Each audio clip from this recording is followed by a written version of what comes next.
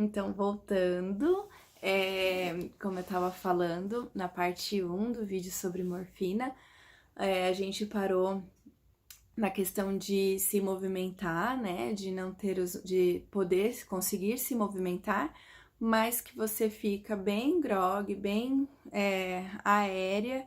Então, normalmente a equipe não permite que você, durante o processo de dilatação, fique se movimentando e fazendo os movimentos e as movimentações que é importante e ajuda normalmente no trabalho de parto, especialmente estando em posição vertical e tudo mais.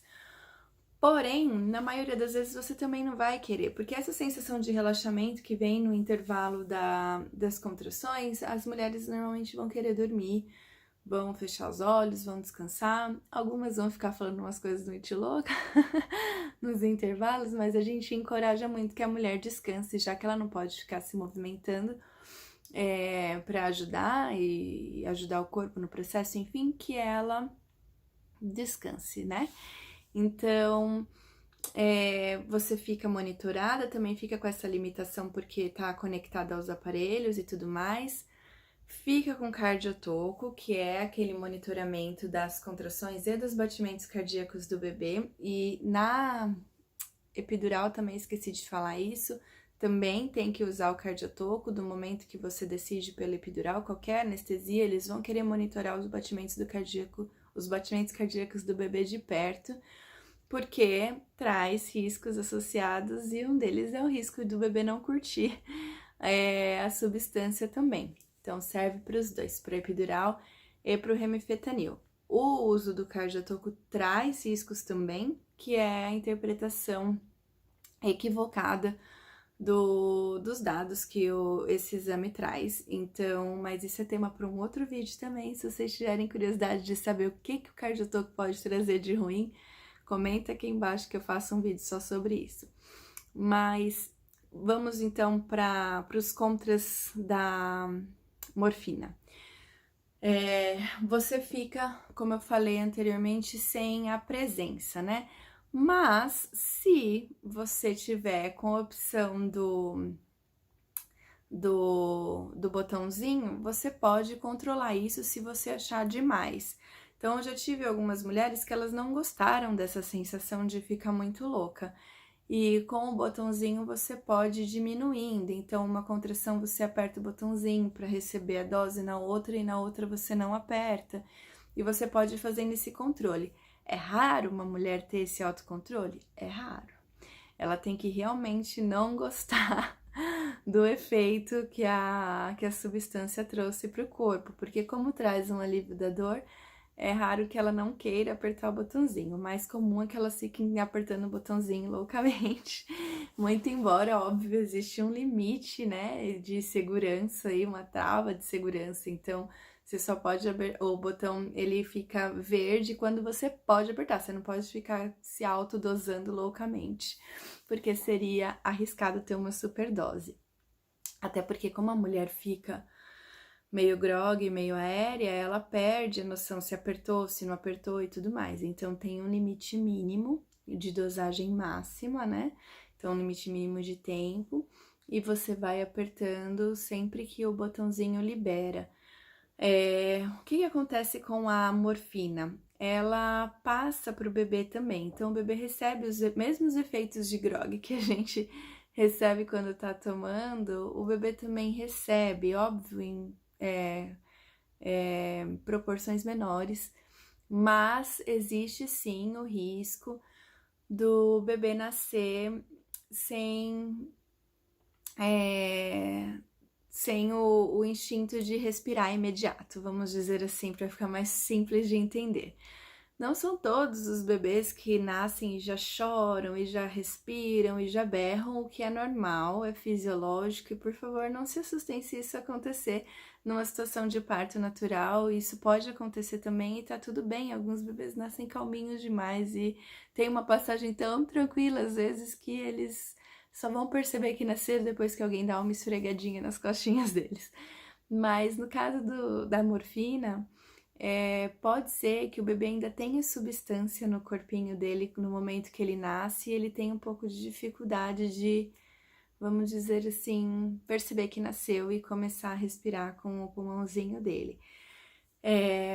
Não é tão comum, mas é um risco. Então, normalmente, quando começa o expulsivo, as enfermeiras e midwives pedem para desligar a morfina, ou pelo menos diminuir bastante a dose, e sempre que possível, isso é muito indicado e muito bem indicado, mas óbvio vão ter alguns casos que a mulher não vai conseguir lidar com esse momento e aí vai optar por continuar. Então tudo depende, varia muito. Na situação de você pedir e fazer o uso da morfina, é altamente recomendado que no expulsivo você desligue, que aí vai até te dar a possibilidade de, desligando quando começar a sentir os puxos, te dá a possibilidade de poder se movimentar durante o expulsivo, que como eu falei lá no vídeo da epidural, é tão importante que a mulher escolha diferentes posições e vá testando e ouvindo o seu corpo, né, nesse momento do expulsivo, para que seja o melhor para ela e para o bebê. Então, desligar é fácil, é mais fácil desligar, então é bom que desligue, ela sai mais rápido do corpo do que a epidural demora um pouquinho mais para sair do corpo, então por isso às vezes tem essa dificuldade do time certo de desligar a epidural, também é possível, mas é menos comum acontecer, especialmente se a mulher tiver com ocitocina sintética associada, e normalmente nem desliga. Mas com a morfina é mais fácil desligar, para que você tenha aí essa liberdade de ter as sensações, porque também diminui as sensações do puxo.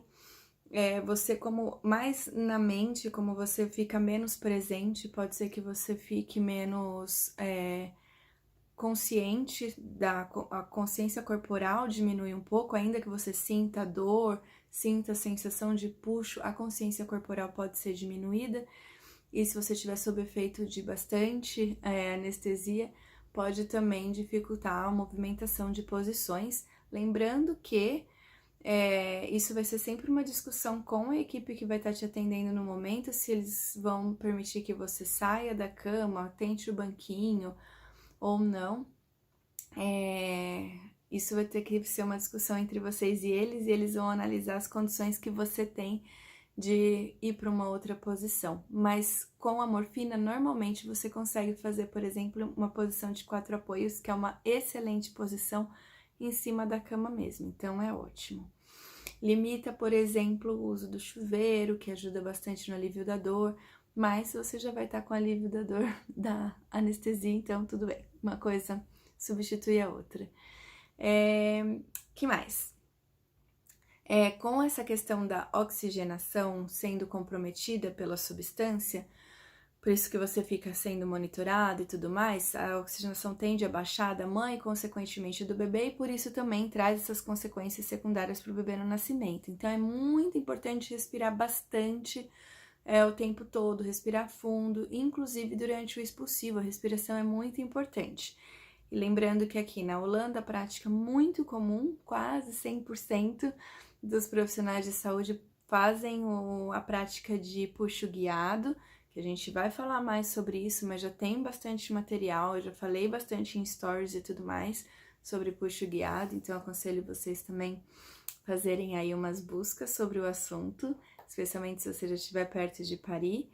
E com o uso de anestesia, seja ela epidural ou mesmo morfina, é quase impossível de fugir do puxo guiado, e então esse é um outro contra bem significativo também da morfina. Eu acho que é isso. Depois do bebê nascer, a morfina é completamente desligada e aí tudo bem.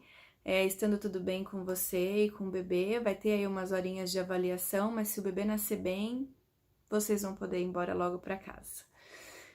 Eu acho que é isso, o tempo já tá acabando de novo. Se eu esqueci alguma coisa, eu volto no outro vídeo. E se eu esqueci alguma coisa que você tem dúvida, deixa a pergunta aqui embaixo também, que eu vou ter o maior prazer em responder. E sugestões de temas também são muito bem-vindos. Um beijo e vejo vocês na próxima. Tchau, tchau!